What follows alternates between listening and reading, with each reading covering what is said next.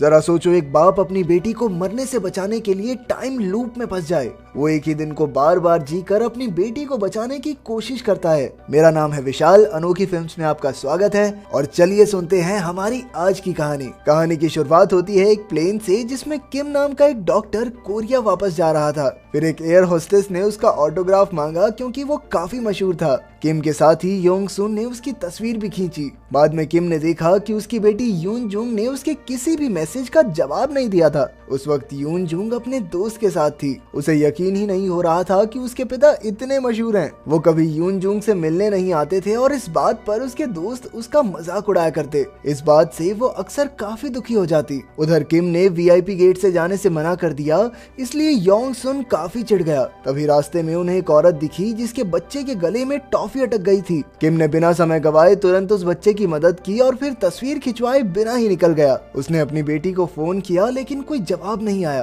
फिर गेट से बाहर निकलते ही उसने देखा कि योंग सुन ने उसे बिना बताए एक प्रेस कॉन्फ्रेंस बुला रखी थी। खैर, उसने रिपोर्टर्स को यूएन के साथ चल रहे काम के बारे में बताया और यही खबर जब टीवी पर आई तो यून जुंग और उसके दोस्तों को यकीन हो गया कि उसके पिता सच में मशहूर हैं। किम ने कहा कि यून जुंग 3 साल पहले काफी बीमार पड़ गई थी और वहीं से उसे लोगों की मदद करने की प्रेरणा मिली। यून जुंग भी ये सुनकर काफी खुश थी, लेकिन तभी योंग सुन ने कह दिया कि यून जुंग आजकल काफी जिद्दी हो गई है। इससे वो अपने दोस्तों के सामने फिर से शर्मिंदा हो गई। आखिरकार उसने किम से कहा कि किम को उसके बर्थडे के लिए घर आना ही होगा। किम ने किसी तरह उसे तोहफों का लालच देकर मना लिया। फिर वो तुरंत गाड़ी में अपनी बेटी से मिलने निकल पड़ा, लेकिन टोल पर लड़की ने छुट्टे पैसे गिरा दिए और वो थोड़ा लेट हो गया। जैसे ही वो यून जुंग के पास पहुंचने वाला था, उसने देखा कि रास्ते में भयंकर एक्सीडेंट हो गया था। वो मदद करने वहां गया और उसने टैक्सी ड्राइवर को बाहर निकाला, लेकिन पीछे बैठी औरत की तो मौत हो चुकी थी। जब डॉक्टर्स पहुंचे तो उसने अपनी बेटी को फोन करके कहा कि वो थोड़ा देर से आएगा,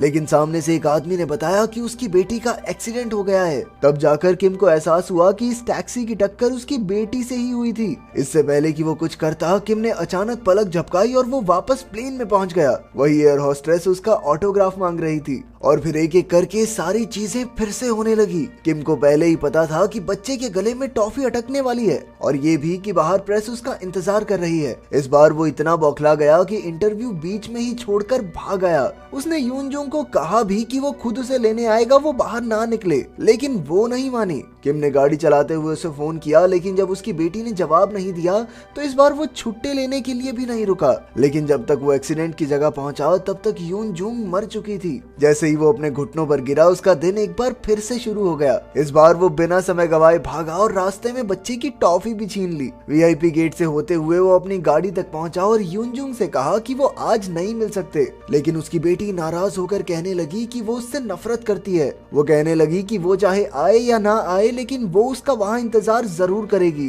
किम ने काफी तेज गाड़ी भगाई और बिना टोल दिए ही भाग निकला, लेकिन इस बार वो गलत रास्ते में फंस गया और जब तक वो पहुंचा तब तक एक्सीडेंट हो चुका था। एक बार फिर दिन शुरू हुआ और इस बार किम ने पागलों की तरह गाड़ी भगाई, लेकिन एक जगह उसकी टक्कर हो गई और उसे पैदल जाना पड़ा, जिस वजह से वो एक बार फिर से लेट हो गया। उसकी बेटी तो कुछ सुनती नहीं थी, इसलिए उसने ड्राइवर का नंबर ले लिया और जब फिर से दिन शुरू हुआ तो उसने ड्राइवर को एक्सीडेंट के बारे में बताया, लेकिन उस आदमी ने कोई जवाब नहीं दिया। इस बार किम जबरदस्त स्पीड में कच्चे रास्ते से होते हुए एक्सीडेंट से कुछ मिनटों पहले ही पहुंच गया, लेकिन उसी वक्त उसकी आंखों के सामने ही उसकी बेटी का एक्सीडेंट हो गया। किम रो ही रहा था कि एक आदमी आकर अचानक उस पर चिल्लाने लगा। ये मिंचुल था जो डॉक्टर्स के साथ घायलों को ले जाने आया था। असल में जो औरत गाड़ी में मरी थी वो मिंचुल की पत्नी थी। किम की ही तरह उसका दिन भी बार बार फिर से शुरू हो रहा था। उसने अपनी पत्नी को फोन करके सावधान करने की कोशिश की, लेकिन जब कोई जवाब नहीं मिला तो वो पहले ही उसके दोस्तों से पूछताछ करके उसे ढूंढने लगा, लेकिन कोई नहीं जानता था कि वो है कहाँ। इस दौरान वो किम को भी देख रहा था,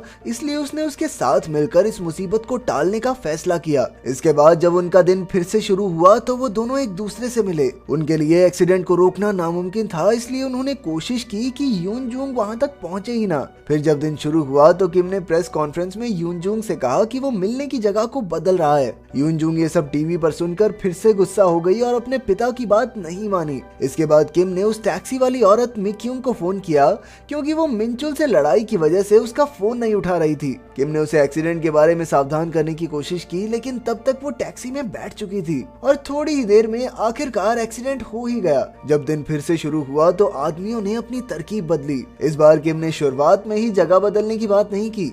उसने कहा कि वो यून जुंग से बेहद प्यार करता है और बड़े प्यार से उसे समझाते हुए कहा कि जगह बदल लेते हैं, बढ़िया रहेगा। आखिरकार यून जुंग मान गई। उधर मिनचुल अपनी पत्नी को तो नहीं रोक सकता था, इसलिए उसने टैक्सी को रोकने का फैसला किया। उसने एक ईंट से अपना सर फोड़ा और पुलिस को उस टैक्सी का नंबर दे दिया ताकि वो उसे रोक ले। तब मिनचुल को याद आया कि उनकी बहस बच्चे को लेकर हुई थी। मिक्युंग बच्चा चाहती थी, लेकिन मिनचुल इसके लिए तैयार नहीं था। बहस के बाद मिक्युंग ने उससे कोई बात नहीं की। कुछ देर बाद पुलिस और किम एक्सीडेंट की जगह पहुंचे, लेकिन वहां कोई एक्सीडेंट हुआ ही नहीं। उन्हें लगा कि आखिरकार उन्होंने एक्सीडेंट होने से रोक लिया। फिर किम पार्क में अपनी बेटी से मिलने पहुंचा। उधर पुलिस को जब वो टैक्सी मिली तो ड्राइवर ने जबरदस्त स्पीड में गाड़ी भगा ली। मिनचुल को इसकी खबर मिली तो वो भी पार्क की तरफ भागा। किम पार्क में अपनी बेटी को ढूंढ रहा था, तभी उसे एक अनजान नंबर से फोन आया। ये वही टैक्सी वाला था। उसने कहा कि उसने प्रेस कॉन्फ्रेंस में जगह बदलने के बारे में सुन लिया था। अब वो यून जुंग को सड़क की जगह पार्क में मारेगा,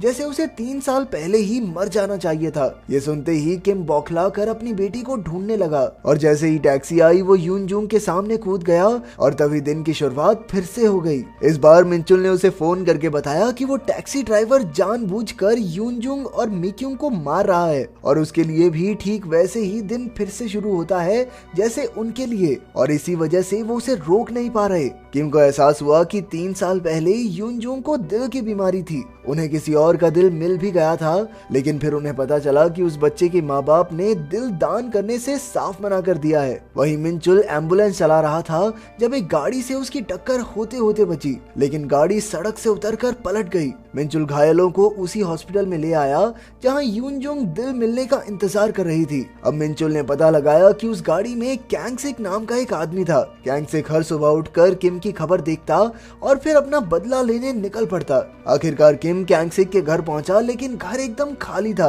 वहां उसे 3 साल पुराने हॉस्पिटल बिल्स और उसके बेटे हारू की तस्वीर मिली। आखिरकार उसे सब कुछ समझ आ गया। उसने मिनचुल को बताया कि उस रात मिनचुल ने उन्हें हॉस्पिटल लाने में देरी कर दी थी। हारू पहले ही ब्रेन डेड हो चुका था और कैंगसिक भी जख्मी होने की वजह से हारू का दिल दान करने की मंजूरी नहीं दे सका। इसलिए किम ने कैंगसिक के नकली साइन करके अपनी बेटी को बचा लिया था। अब वो कैंगसिक को बचाकर उससे माफी मांगना चाहता था ताकि वो किसी का खून ना करे, लेकिन मिनचुल तो उसे उसके लिए सजा देना चाहता था। यहीं से दोनों अलग अलग रास्तों पर निकल गए। मिनचुल घर में सुराग ढूंढने लगा तो उसने एक डायरी में देखा कि मिक्युंग प्रेग्नेंट थी और इसीलिए वो बच्चे की बात कर रही थी और इस वक्त वो डॉक्टर के पास जांच के लिए गई थी। उधर किम एक्सीडेंट होने के बाद कैंगसिक को हॉस्पिटल ले आया और उसे कुछ इंजेक्शंस देकर जिंदा रखा। उसने माफी मांगते हुए कहा कि अगर उसकी जगह कोई और बाप भी होता तो अपनी बेटी को बचाने के लिए यही करता, लेकिन कैंगसिक ने कहा कि अगर किम उसकी जगह होता तो वो भी बदला जरूर लेता। वो अपने बेटे का बदला लेने के लिए यून जुंग को मारे बिना हार नहीं मानेगा। तभी वो अपनी आखिरी सांसें गिनने लगा और मिनचुल ने किम को बताया कि उसकी पत्नी मिल गई है। इस बार दिन पहले से ज्यादा लंबा चल रहा था, इसलिए किम को एहसास हुआ कि जैसे ही कैंगसिक की मौत होती है उसी के साथ दिन रीसेट होता है। जब दोबारा दिन शुरू हुआ तो मिनचुल ने कैंगसिक को पहले ही मार डालने का फैसला किया। किम ये जानता था, इसलिए उसने कैंगसिक को सावधान करने की कोशिश की, लेकिन तब तक मिनचुल ने टैक्सी में कैंगसिक पर वार कर दिया था। उसने कहा भी कि उसकी पत्नी प्रेग्नेंट है, लेकिन कैंगसिक को कोई फर्क नहीं पड़ा। कैंगसिक ने कहा कि उस रात मिनचुल पहले तो भाग गया था और फिर बाद में उन्हें बचाने आया था। अगर वो भागता नहीं तो आज शायद उसका बेटा हारू जिंदा होता।